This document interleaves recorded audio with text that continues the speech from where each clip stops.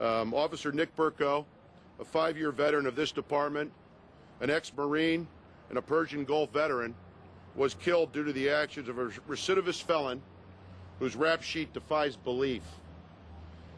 Do we hear politicians and some media people asking how in the world a person with a criminal history such as Mr. Petrilli could possibly be on the streets? No, we don't hear that.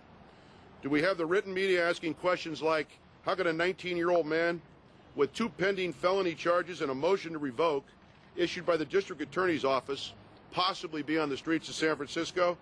No, we don't hear that either. Instead, we have media people questioning the validity of the pursuit as if that was the important issue here. We have people questioning the actions of Officer Burko rather than the actions of a person who just committed an armed robbery. Does Supervisor Amiano want to know why this person's on the street? No, Supervisor Amiano wants to know why we chase people. Maybe we shouldn't chase people. Maybe we should sit in our stations like the firefighters do, and we'll just respond when people call us. Maybe that's what the city of San Francisco wants. I don't think so. Let me say this here and now.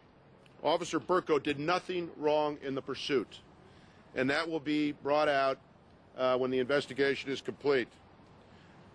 To take a shot at this guy in the paper for his actions in a pursuit before he's even laid to rest is absolutely despicable. But it shouldn't surprise us at this point in lieu of the paper the main daily in this city puts out every day. What a bunch of crap. We live in this environment as police officers every day of our lives. We accept it. We accept the responsibility that's put upon us, and we're willing to make the ultimate sacrifice for the people of this city. But we're no longer going to have the finger pointed at us when the finger should be pointed directly at the criminal who was responsible for the death of Officer Burko, and to a criminal justice system that once again has failed this police department and failed the citizens of San Francisco. They must also accept responsibility for the death of Officer Burko. We're doing our job, and I assure you that I'm going to find out who the judge was in every single case that Mr. Petrilli was in front of the courts as a suspect. And I will find out why this piece of garbage was not incarcerated and is not incarcerated as we speak, because if he was where he was supposed to be, Officer Burko would be alive. I owe that to Nick Burko, I owe that to my officers, and I owe that to the Burko family. Any questions? What about the DA not charging, dismissing charges, etc. on Mr. Petrilli's? I will say that I've talked to Russ Giantini, the #2 man at the DA's office today. Mr. Giantini went over each case with me, and I am satisfied that in these particular cases, the majority of the blame lies with the judges. Bail has been issued on numerous occasions for this guy. Motions to revoke have been issued by the DA's office, and they would not remand this guy into custody. And this guy should have been remanded into custody a long time ago. But no, he's out there, and now we have a dead cop, and we have the media not blaming the guy who did it. We have the media blaming the cops and whether or not they had the right to pursue this guy or the right to go after a guy who just committed a 211, which is a robbery. It's ridiculous. But doesn't he have the right to bail?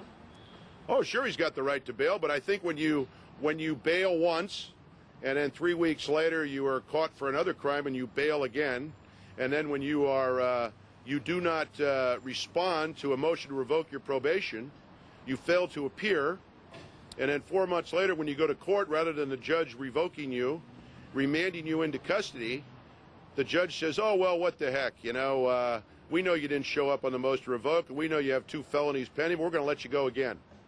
It's ridiculous. Ridiculous. And I don't know who the judges were, but I guarantee you I'm going to find out, and we're going to go after these judges in the next election. I guarantee you this has gone far enough.